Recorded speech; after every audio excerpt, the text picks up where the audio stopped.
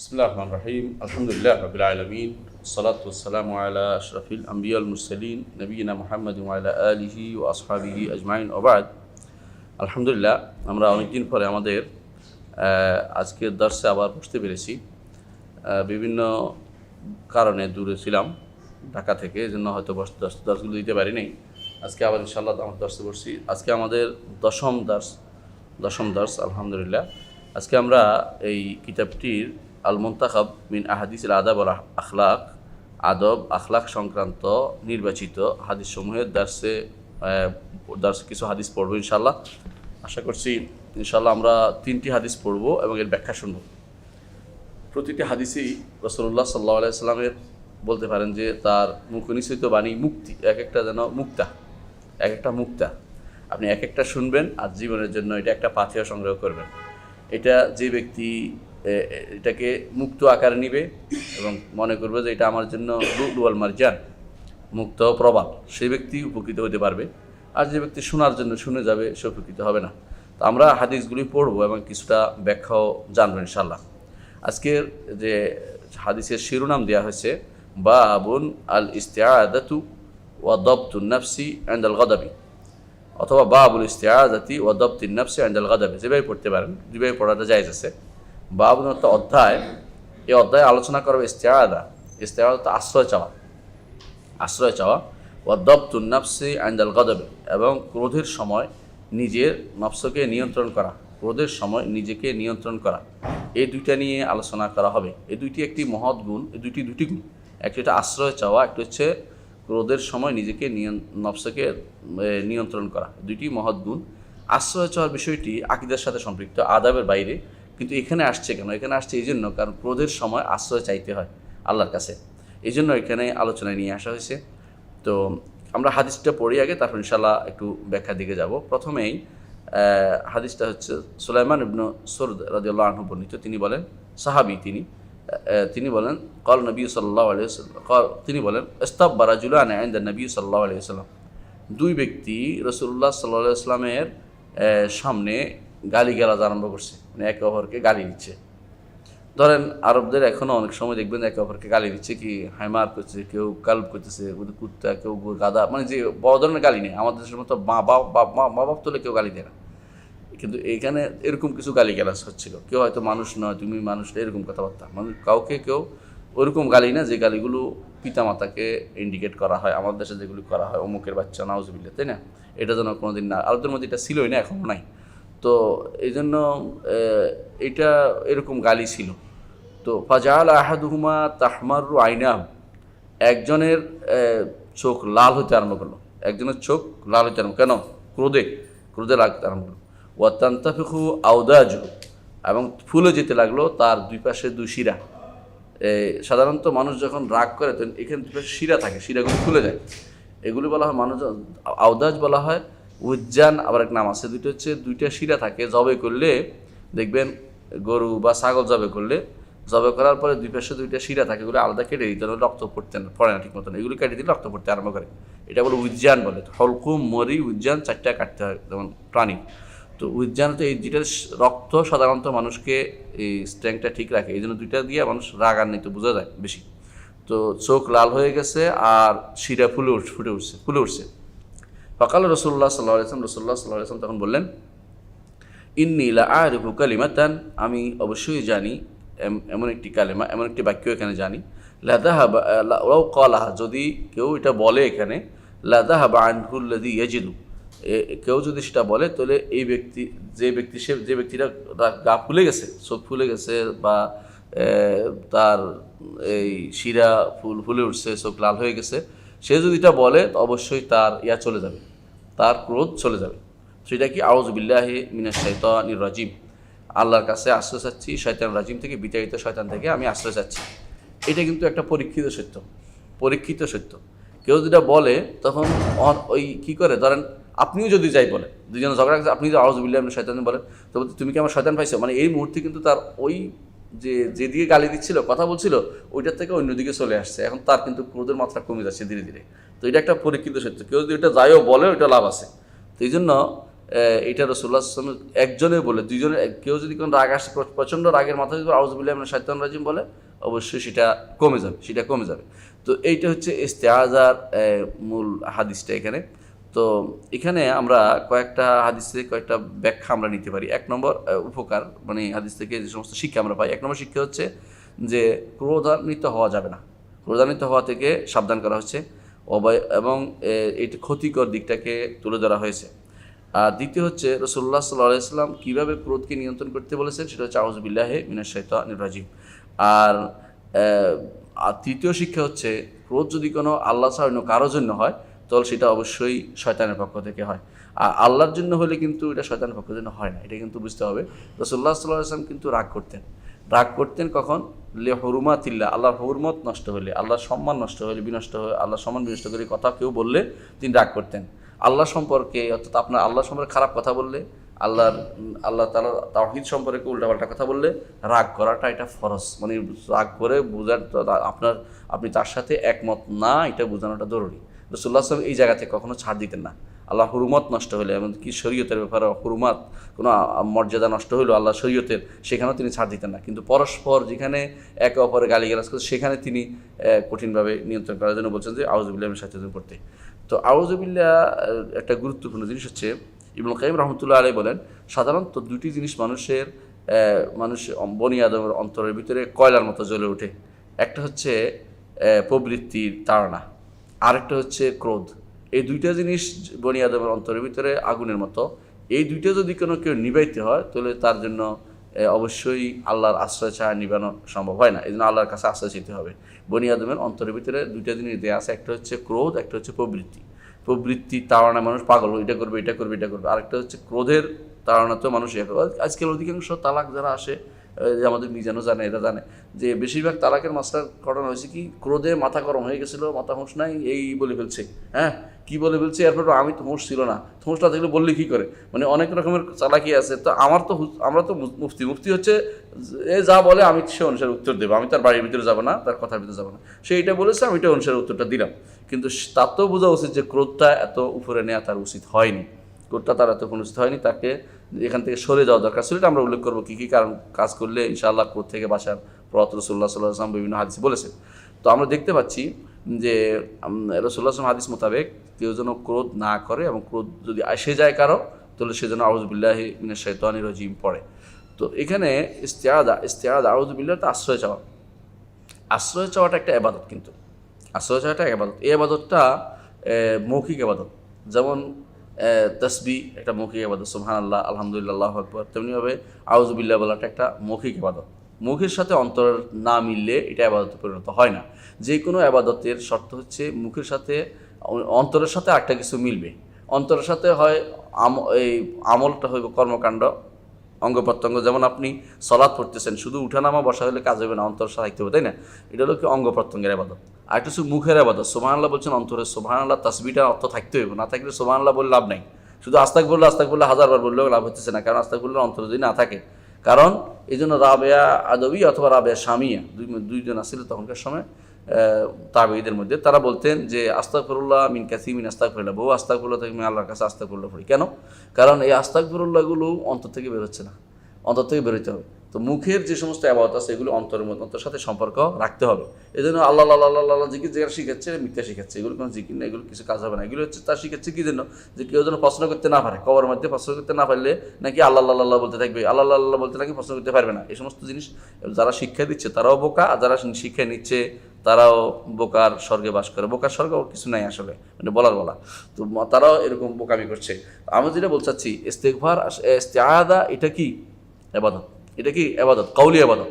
এরকম ইস্তেআযা প্রমাণ হচ্ছে রাসূলুল্লাহ সাল্লাল্লাহু আলাইহি ওয়াসাল্লামের কাছে তার রাসূলুল্লাহ সাল্লাল্লাহু আলাইহি ওয়াসাল্লাম এক ইমরাতুল জুন, তাকে বিখ্যাত ইমরাতুল জুন, রাসূলুল্লাহ সাল্লাল্লাহু আলাইহি ওয়াসাল্লাম যখন তার সাথে ঘর করতে গেছেন, বিয়ে করেছেন, ঘর করতে গেছেন, তখন জিজ্ঞাসা করছে সে আশেপাশে মানুষ কোন শব্দ বলে রসুল বেশি খুশি হয়।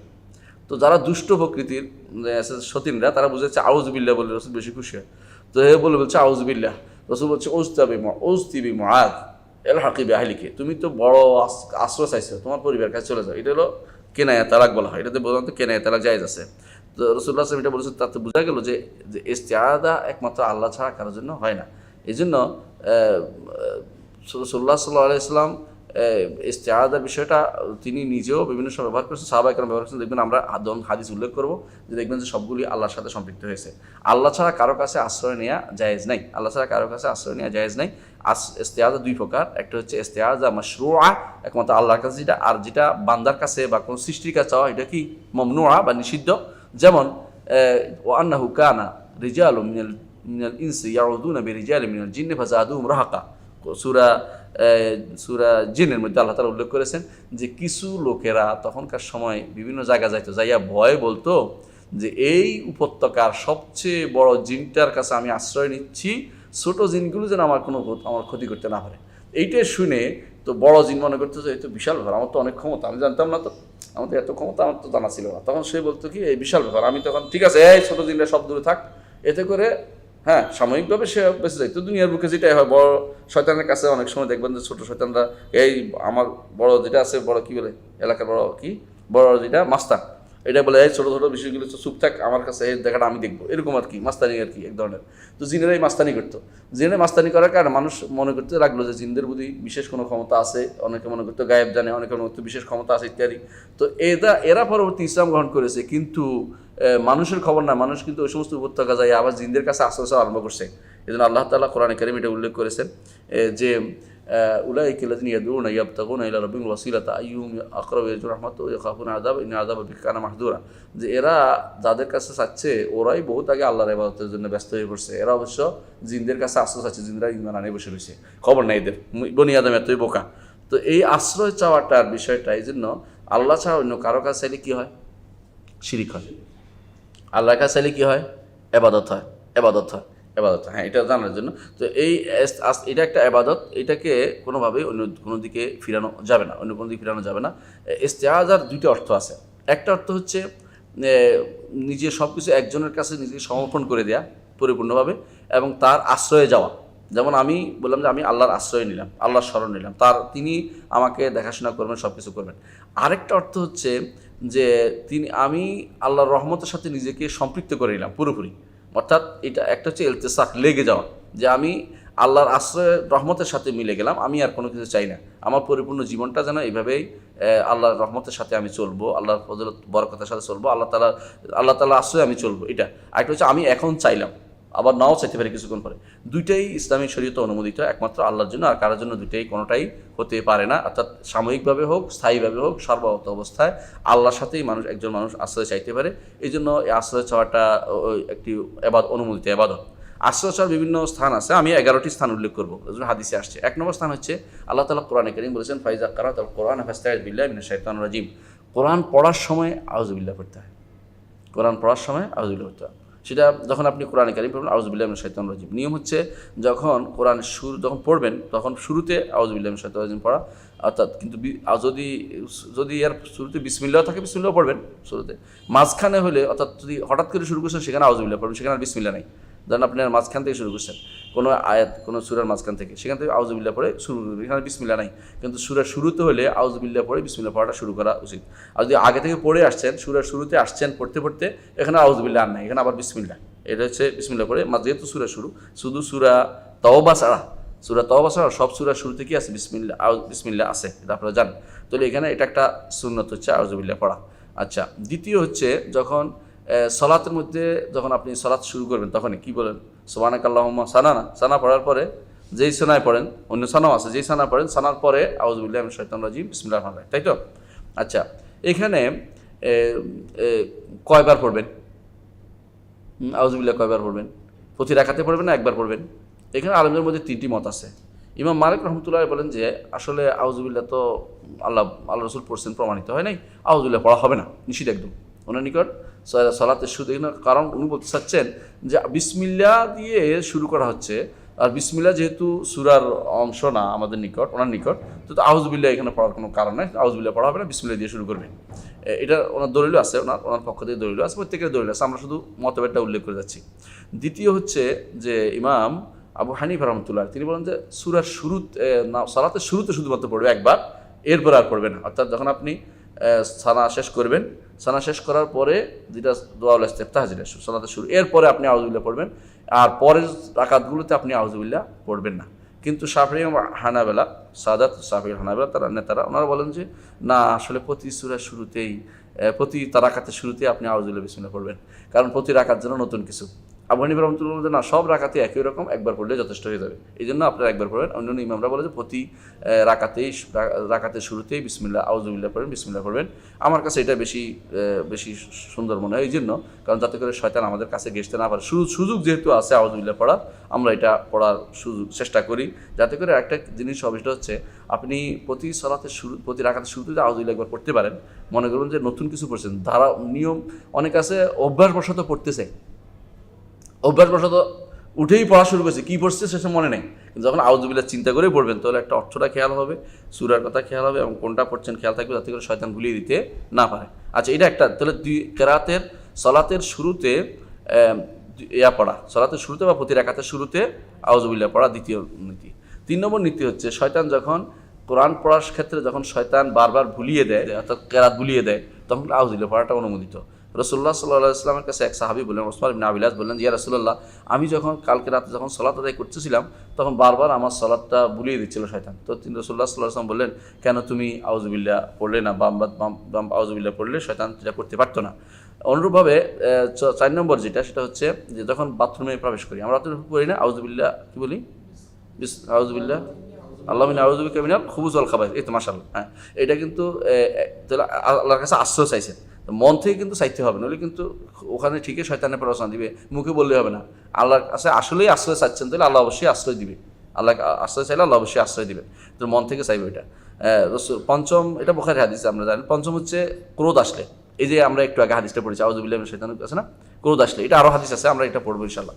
তাহলে ষষ্ঠ হচ্ছে, যখন আপনি নিজের ঘরে প্রবেশ করবেন, ঘরে কোথাও আসবেন, কোথাও নামবেন, কোথাও অবস্থান করবেন, যে কোনো জায়গায় নতুন অবস্থান করলে একটা আছে, যে কোনো জায়গায় আপনি অবস্থান করবেন বা নামবেন, কোথাও গাড়ি থেকে অবস্থান করছেন, কোনো অফিসে বসছেন, কোথাও যাইয়া আপনি বসছেন, সেখানে আপনি কি পড়বেন?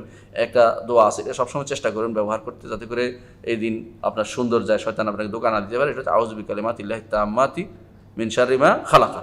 আউযু বিকালিমাতিল্লাহি তাম্মাতি মিন শাররি মা খালাকা। আমরা যদি ব্যাখ্যা করি হাদিসটির, তো অনেক লম্বা হবে, লম্বা করবো না, শুধু এটা বোঝানোর জন্য বলছি। কালিমাতুল্লাহি তাম্মাত বলতে কোনটা বোঝায়? আল্লাহর পরিপূর্ণ কালেমা কোনটি? আল্লাহর পরিপূর্ণ কালেমা দুইটাই, কালেমা শারঈয়া, কালেমা কাউনিয়া, দুইটাই। আল্লাহর কালেমা, আল্লাহ তাআলার কালেমাটা কোনো শেষ হবে না, তাই না? আল্লাহর বাণীতে কোনো শেষ নাই। কালেমা শারঈয়া অর্থ হচ্ছে কোরআন, জাবুর, তাওরাত, ইনজিল, এগুলি সবগুলি আল্লাহর কালেমা, এগুলি কালেমা শারঈয়া। কালেমা কাউনিয়া কোনটা? কালেমা কাউনিয়া হচ্ছে এই যে আল্লাহ যে নির্দেশে শয়তান এর বাইরে চলতে পারে না, বারনু ওয়ালা ফাজির, বলা নেককার বদকার কেউ এর বাইরে যেতে পারে না, নেককার বদকার। সেটা কি? যে তোমাকে মারা যেতেই হবে, তোমাকে মারা যেতেই হবে, এটা শয়তান, এটা কি এর বাইরে যেতে পারবে কেউ? খ্রিস্টান কেউ বাইরে যেতে পারে, হিন্দু কেউ যেতে পারবে না, অর্থাৎ কাফের ইমানদার সবাই কিন্তু শুনতে বারনু ওয়ালা ফাজির, নেককার বান্দার সবাই আল্লাহর নির্দেশের অধীন। এই নির্দেশ কালেমাত কাউনিয়া বলে এটাকে। যেমন সূর্য পূর্ব দিকে ওঠে, এটা কালেমাত কাউনিয়া, পশ্চিম দিকে ডুবে, কালেমাত কাউনিয়ার নির্দেশ, আল্লাহর নির্দেশকে বাস্তবায়ন করে যাচ্ছে। এই উভয় কালেমার আশ্রয় আপনি দিচ্ছেন কি জন্য? যে আউযু বিকালিমাতিল্লাহি তাম্মাত মিন শাররি মা খালাক, যত রকমের সৃষ্টি আছে তাদের অনিষ্ট, সৃষ্টির অনিষ্ট থেকে, আল্লাহর সৃষ্টি করার অনিষ্ট নয়, সৃষ্টি যারা করা হয়েছে মাখলুকাতের অনিষ্ট থেকে আপনি আশ্রয় চাইছেন আল্লাহর কাছে, আল্লাহ তাআলা অবশ্যই আপনাকে আশ্রয় দিবেন। এটা হচ্ছে 6। 7 নম্বর হচ্ছে যে যখন মানুষ কোনো খারাপ স্বপ্ন দেখে, যখন এমন কোনো স্বপ্ন দেখলেন যে স্বপ্ন আপনাকে খুব কষ্ট দিচ্ছে, তখন আপনি কি করবেন? রাসূলুল্লাহ সাল্লাল্লাহু আলাইহি ওয়াসাল্লাম বলেছেন, যখন তোমাদের কেউ খারাপ স্বপ্ন দেখুন, তো বাম দিকে 3 বার থুতু ফেলবে। হ্যাঁ, কীরকম? আবার এতগুলি না, একসাথে দলা না, হ্যাঁ, তো এতগুলি না ফেলবেন না, হ্যাঁ। তারপরে কি করবেন? বাম দিকে, ডান কাত হয়ে যে কাছে অন্য কাতে শুইবেন, অন্য কাতে শুইবেন। এটা রাসূলুল্লাহ সাল্লাল্লাহু আলাইহি ওয়াসাল্লাম হাদিস দ্বারা প্রমাণিত। তো এটা আমরা একটা ভালো একটা শিক্ষা, যে যদি কোনো খারাপ স্বপ্ন দেখে, অনেকে খারাপ স্বপ্ন দেখে কী করবে এটা নিয়ে খুব ঝগড়া করতে থাকে, এটা একটা ভালো রাসূলুল্লাহ সাল্লাল্লাহু আলাইহি ওয়াসাল্লামের পক্ষ থেকে একটা কি আমাদের জন্য হাদিয়া, যে আমরা ইস্তেআযা করব। 8 নম্বর হচ্ছে যখন শোনেন, যখন আপনি গাধার কোনো শব্দ শোনেন, রাসূলুল্লাহ সাল্লাল্লাহু আলাইহি ওয়াসাল্লাম বলছেন, তোমরা যখন গাধার শব্দ শোনো তখন তোমরা আউযু বিল্লাহ পড়বে। কেন? ফাইন্নাহু রাআ শায়তানান, একটা শয়তান দেখেছে, শয়তান দেখলে সে গাধা চিৎকার করে ওঠে। তো গাদার স্বর শুনলে কী পড়তে হয়? আউযুবিল্লাহি মিনাশ শাইতানির রাজিম পড়তে হয়। আচ্ছা, 9 হচ্ছে যখন ঘুমের মধ্যে ভয় পাবেন। আগেটা হচ্ছিল খারাপ স্বপ্নে দেখলে, এটা হলো ঘুমের মধ্যে ভয় পায় অনেকে, ভয় পাইলে রাসূলুল্লাহ সাল্লাল্লাহু আলাইহি ওয়াসাল্লাম বলেছেন, কেউ যদি ঘুমের মধ্যে ভয় পায় তো সে যেন বলে আউযু বিকালিমাতিল্লাহি তাম্মাত মিন গাদাবিহি ওয়া শাররি ইবাদিহি ওয়া মিন হামাযাতিশ শাইতান ওয়া আন ইয়াহদুরুন। যে কেউ যদি ঘুমের মধ্যে ভয় পায় সেই জন্য বলে আল্লাহর আশ্রয় নিচ্ছি, আল্লাহর পরিপূর্ণ কালিমার সময় আশ্রয় নিচ্ছি তার ক্রোধ থেকে, তার খারাপ বান্দাদের থেকে এবং তার শয়তানের খোঁচাখুচি থেকে। হামাজাত হইল শয়তান যে সমস্ত খারাপভাবে মানুষকে বিভিন্নভাবে ক্ষতিগ্রস্ত করে সেটা থেকে। ওয়া ইয়াহদুরুন, এবং আমার মৃত্যুর সময় যেন শয়তান আমাকে ধোঁকা দিতে না পারে, এগুলি থেকে আমি আল্লাহর কাছে আশ্রয় চাচ্ছি। আবু দাউদ তিরমিজি হাদিসটি বর্ণনা করেছেন, অন্যগুলো সবগুলি সহিহ মুসলিম বুখারীতে বর্ণিত। আচ্ছা, 10 নম্বর হচ্ছে কেউ যদি কোনো ব্যথা পান, কোথাও ব্যথা পাইলেন, তাহলে কী বলতে হয়? আউযু বিল্লাহি ওয়া কুদরতি মিন শাররি মা আজিদু ওয়া উহাদির। এটা কিন্তু একটা মুখস্থ করবেন। আমি দেখেছি পরীক্ষিত সত্য, অনেক বেশি ব্যথার সময় কিন্তু কোথাও ব্যথা হয় বলে আউযু, হাত ধরে 3 বার বিসমিল্লাহ বিসমিল্লাহ বিসমিল্লাহ, হ্যাঁ, তারপরে আউযু বিল্লাহি ওয়া কুদরতি মিন শাররি মা আজিদু ওয়া উহাদির, এটা। আর কোনো বর্ণায় দেখা যায় আউযু ইজ্জাতিল্লাহি ওয়া কুদরতি মিন শাররি মা আজিদু ওয়া উহাদির, এই বর্ণাটি দুর্বল। সহিহ বর্ণনা হচ্ছে আউযু বিল্লাহি ওয়া কুদরতি মিন শাররি মা আজিদু ওয়া উহাদির। এ থেকে প্রমাণিত হয় আল্লাহর সিফাতের কাছে আশ্রয় নেওয়া যায়। আল্লাহ কুদরত তো আল্লাহর সিফাত, তাই না? তো আল্লাহর কাছেও আশ্রয় নেওয়া যায়, আল্লাহর সিফাতের কাছে আশ্রয় নেওয়া যায়। এই জন্য আল্লাহর সিফাতের সিফাত জানতে হবে, সিফাত আশ্রয় নেওয়া যায়। রহমতের আশ্রয় নিলাম, হ্যাঁ, রহমাতা কারজু ভালা তাকিল নফসি তারপর আইন, আল্লাহর কুদরতের কাছে আশ্রয় নেওয়া যায়। তো এই জন্য আল্লাহ তাআলার যে কোনো সিফাতের কাছে আশ্রয় নেওয়া যাচ্ছে, যেহেতু আল্লাহ তাআলার সেটা সত্তার সাথে জড়িত। যারা সিফাত জানে না আল্লাহর কাছে আশ্রয় চাইবে কী করে? যারা সিফাত অস্বীকার করে, এই জন্য তারা ইমানদার হইতে বা ভালো ইমানদার হইতে পারে না, এবং কাফেরও হয় কখনো কখনো, না জানলে দুর্বল ইমানদার হয়। কারণ যারা সিফাত জানে তারা রাসূলুল্লাহ সাল্লাল্লাহু আলাইহি ওয়াসাল্লামের সত্যিকার ওয়ারিস, তারা আশ্রয় চাইতে পারে। আচ্ছা, তাহলে আমরা এটা পারলাম। 11 নম্বর কি? 11 নম্বর হচ্ছে যখন সন্তানদেরকে আপনি রুকিয়া করবেন, ঝাড়ফুঁক দিবেন। প্রমাণ কি? রাসূলুল্লাহ সাল্লাল্লাহু আলাইহি ওয়াসাল্লাম হাসান হোসেনকে কোলে নিয়ে কি বলতেন? উরিদুকুমা বিকালিমাতিল্লাহি তাম্মাত মিন কুল্লি আইনিন লামা মিন কুল্লি শাইতানিন হাম্মা। হাসান হোসেনকে রাসূলুল্লাহ বলছেন, তাহলে কি বলছেন? উরিদুকুমা বিকালিমাতিল্লাহি তাম্মাত মিন কুল্লি আইনিন লামা ওয়া মিন কুল্লি শাইতানিন হাম্মা ওয়া হাম্মা, অথবা বর্ণনা দুটি আসছে যে আমি তোমাদেরকে আশ্রয় দিচ্ছি মিন কুল্লি আইনিন লামা, তিরস্কারকে, প্রত্যেকটি আইন থেকে। চোখ, তিরস্কারের চোখ কি জানেন? চোখ লাগায় যে মানুষ, হ্যাঁ, কি সুন্দর ফোলারে, এই চোখ লাগিয়েছে বলে একবার অসুস্থ হইতে আরম্ভ করলো, তাই না?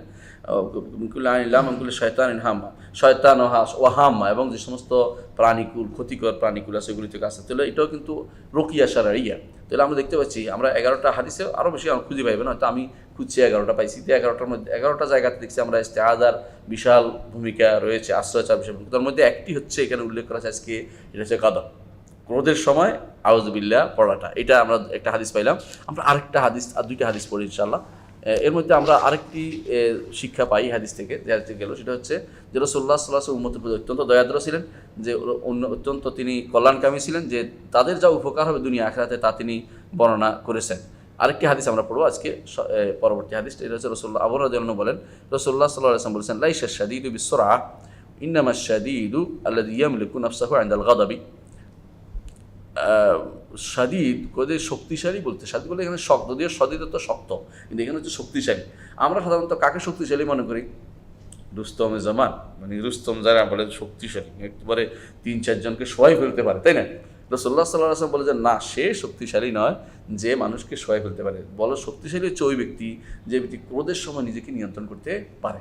যে ব্যক্তি ক্রোধের সময় নিজেকে নিয়ন্ত্রণ করতে পারে, সেই ব্যক্তি হচ্ছে সত্যিকারের শক্তিশালী। এবং বুখারী মুসলিম হাদিসটি বর্ণনা করেছেন। আরেকটি হাদিস আছে, রাসূলুল্লাহ সাল্লাল্লাহু আলাইহি ওয়াসাল্লাম বলেছেন, আবু হুরায়রা রাদিয়াল্লাহু আনহু বলেন যে এক লোক রাসূলুল্লাহ সাল্লাল্লাহু আলাইহি ওয়াসাল্লামকে বললেন, ইয়া রাসূলুল্লাহ আওসিনি, আমাকে আপনি ওসিয়ত করুন, ওসিয়ত করুন। ক্বালা লা তাগদাব, রাসূলুল্লাহ সাল্লাল্লাহু আলাইহি ওয়াসাল্লাম বললেন যে তুমি ক্রোধান্বিত হইও না, ক্রোধান্বিত হইও না। আরেক অর্থ বলবো আমরা ইনশাআল্লাহ। ফারাদ্দাদা মিরান, বারবার তিনি, এই লোকটি বললেন যে ইয়া রাসূলুল্লাহ আমাকে ওসিয়ত করুন। মনে করছে এটা তো একটা ছোট্ট কথা বলছে, কিন্তু এটা তো বড় কথা, এটা উনি এখনো বুঝতে পারেননি। রাসূল বারবারই বলছেন যে লা তাগদাব, লা তাগদাব। রাসূলুল্লাহ সাল্লাল্লাহু আলাইহি ওয়াসাল্লাম মানুষের বুঝতেন, সাইকোলজি বুঝতেন বেশি।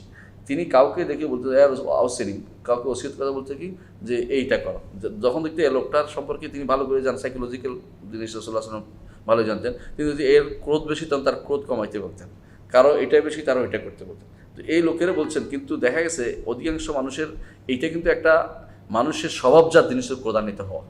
সবাই নাই তা নয়, সবারই আছে, এই ক্রোধান্বিতটাকে কমানোর জন্য রাসূলুল্লাহ সাল্লাল্লাহু আলাইহি ওয়াসাল্লাম সবসময় এটা একটা আম কায়দা করে দিয়েছেন। তো এর অর্থ হচ্ছে যত মানুষকে কেউ যদি কোনো আপনাকে কোনো ওসিয়ত করে, তো যে ওসিয়তের জন্য আপনাকে কোনো জিজ্ঞাসা করে, তো আপনি তাকে বলুন যে ক্রোধান্বিত হবেন না। এটা কিন্তু খুব ভালো একটা জিনিস। কেন? আমার মনে আছে আমরা যখন মদিনায় গেলাম, তো আমার একটা ছেলে হল নাম আব্দুর রহমান।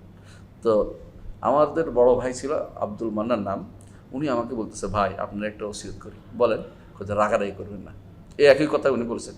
তো আমরা দেখেছি আসলে সত্য, মানে সন্তানদের তখন ছোট সন্তান, বাবারা প্রথম যখন বাপ হয় না, তখন তাদের অনেক কিছু ছোটোখাটো জিনিসও বিশাল বিরক্তি লাগে, কিন্তু এটা কিন্তু ধৈর্য ধারণ করতে হয়। এটা তো ক্রোধান্বিত না হওয়া, তো ক্রোধান্বিত না হওয়া এই গুণটি কিন্তু বাবাদের জন্য খুবই দরকার, মায়েদের জন্য আরও বেশি দরকার। তো মায়েরা রক্তের টানে বা যেটাই হোক, তারা কিন্তু যতই মারে, মারটা কিন্তু তত শক্তিশালী হয় না, কিন্তু বাবারা মারার সময় কিন্তু ঠ্যাং ভেঙে ফেলে, হাত ভেঙে ফেলে, এরকম অবস্থা। এই জন্য বাবাদের জন্য এটা খুবই দরকার যে তারা যেন ক্রোধান্বিত না হয়। রাসূলুল্লাহ সাল্লাল্লাহু আলাইহি ওয়াসাল্লামের ওসিয়তটি খুবই দরকার, এমনকি এটা পরিবার গঠনের জন্য, পরিবার রক্ষার জন্য খুবই জরুরি, আর বন্ধুবান্ধব রক্ষার জন্য আরও জরুরি। সেজন্য রাসূলুল্লাহ সাল্লাল্লাহু আলাইহি ওয়াসাল্লামের ওসিয়তটি খুবই দরকার।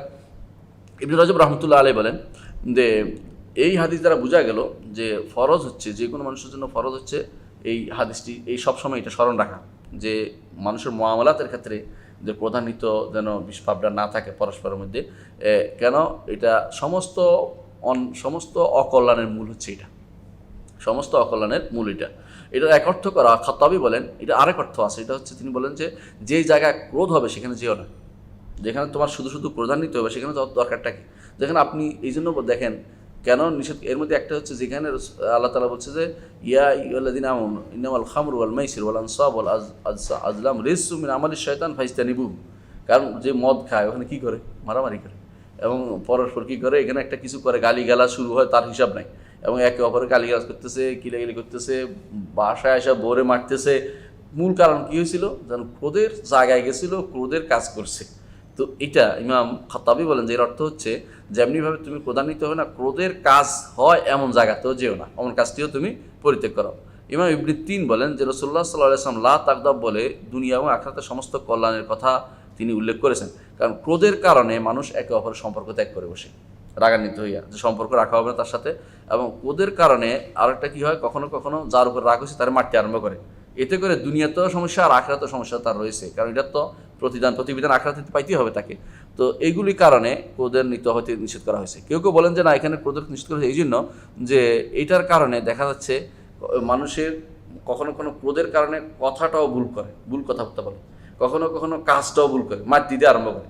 কথাবার্তা কি? বউরে তালাক দিয়ে বসে, দেখেন না, ক্রোধ হইয়া। আর কাজ কি? মারতে মারতে একজনে মেরেই ফেলে, পরে দেখো আমি তো মারতে চাই নাই, মরে গেছে, তো মরতে না হলে তুমি মারছো কেন? কেউ কেউ আছে অন্তরে ক্রোধে হইতে হইতে কী হয়, দগ্ধোদ্যম, মানে কী হয়, উচ্চ রক্তচাপ শুরু হয়ে যায়। এরপরে বলে ডাক্তার দাও, ফানি দাও, হে নিজের প্রধান নিচে আরেকজন আবার ফানি দিয়ে ঠান্ডা করতে হচ্ছে। এই ক্রোধের বিষয়টা আসলেই খুবই মারাত্মক এবং স্বাস্থ্যের জন্য খুবই ক্ষতিকর, খুবই ক্ষতিকর। এই জন্য ক্রোধের দিক থেকে দূরে থাকতে হবে। আবার কখনো কখনো দেখা যায় পরস্পর বন্ধুত্ব নষ্ট হয়ে যায়, মানুষের মধ্যে খারাপ যে সমস্ত মূল্যবোধ আছে এগুলি মাথা চাড়া দিয়ে ওঠে, ভালো মূল্যবোধগুলি দূরীভূত হয়ে যায়। আর দেখা যায় কখনো কখনো যে দুনিয়া এবং আখিরাতের সব কিছু আল্লাহর রহমত থেকে বঞ্চিত হওয়ার একটি কারণও হতে পারে।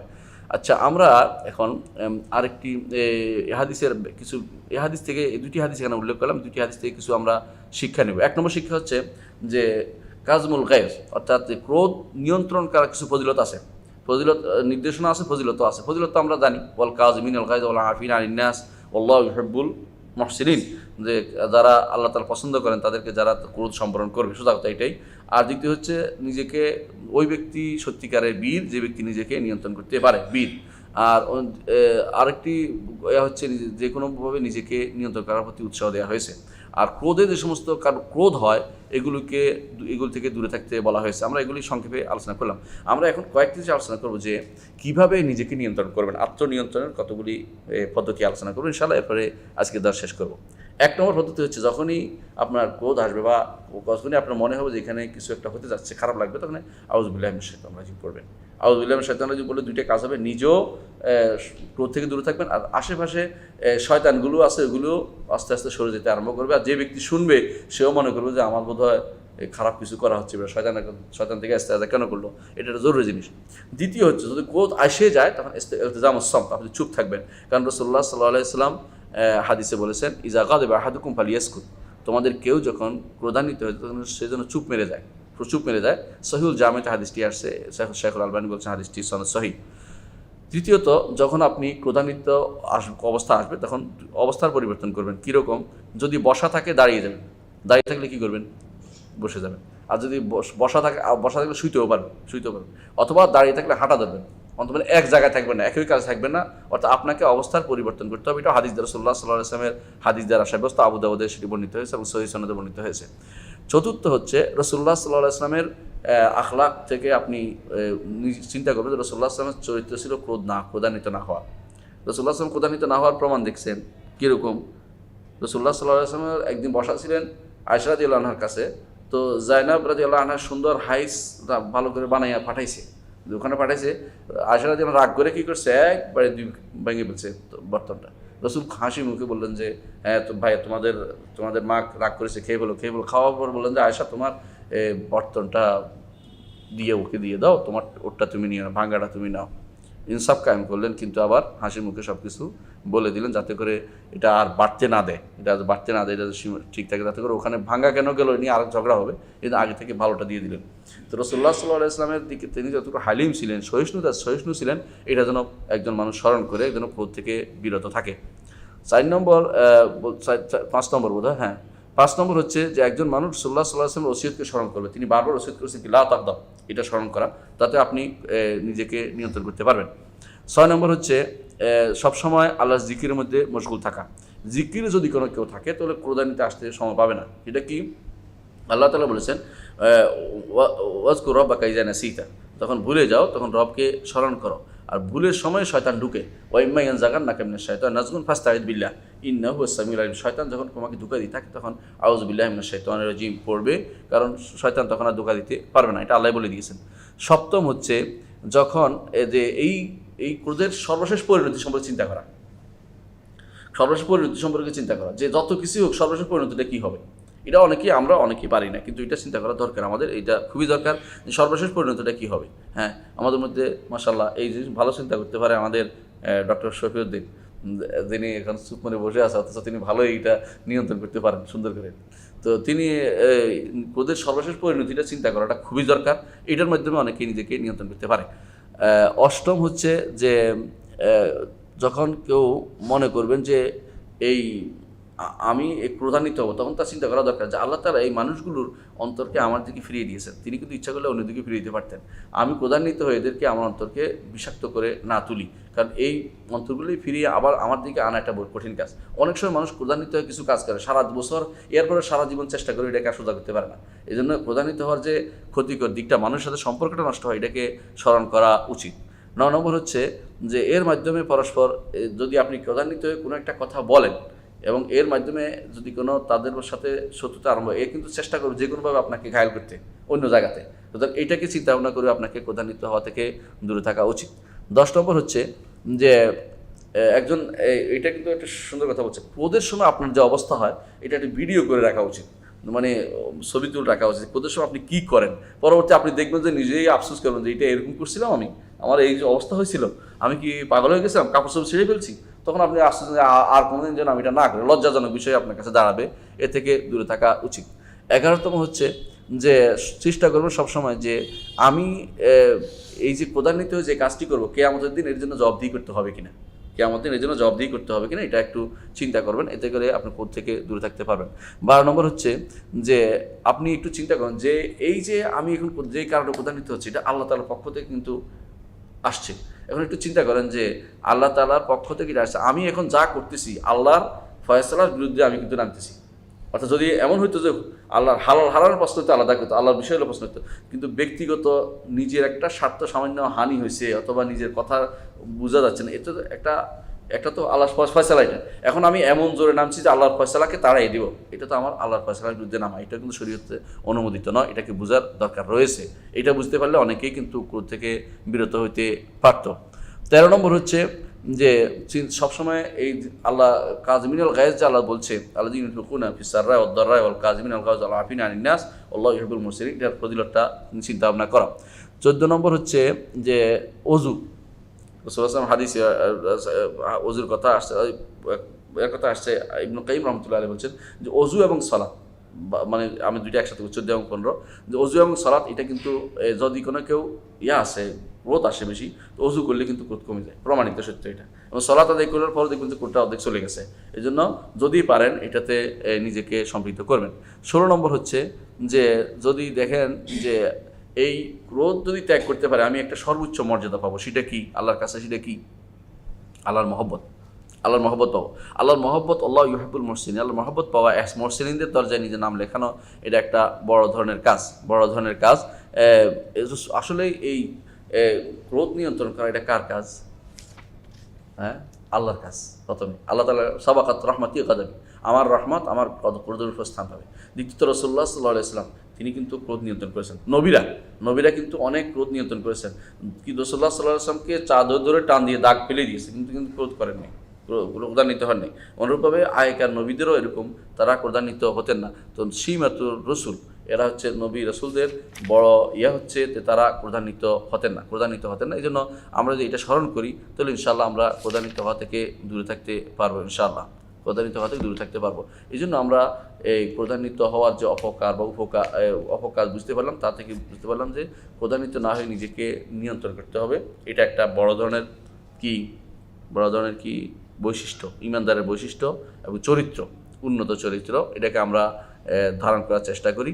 আর আমরা যখন ক্রোধান্বিত হয়ে যাব তখন আউযু বিল্লাহি মিনাশ শাইতানির রাজিম পড়ব, কারণ এটা আল্লাহ তাআলা আমাদেরকে শিক্ষা দিয়েছেন এবং রাসূলও আমাদেরকে সেটা শিক্ষা দিয়েছেন। এই জন্য কারণ শয়তান আমাদেরকে যে কোনো সময় ধোঁকা দিতে চায় এবং নফসুল আম্মারা বিসু দুইটাই ধোঁকা দেয়। দুইটাকে নিয়ন্ত্রণ করার জন্য আউযু বিল্লাহি মিনাশ শাইতানির রাজিম একটা বড় ধরনের অস্ত্র। আল্লাহ আমাদেরকে ক্রোধ থেকে বাঁচিয়ে নিজেকে নিয়ন্ত্রণ করার তৌফিক দান করুন। ওয়া আখিরু দাওয়ানা আলহামদুলিল্লাহি রাব্বিল আলামিন। আসসালামু আলাইকুম ওয়া রাহমাতুল্লাহি।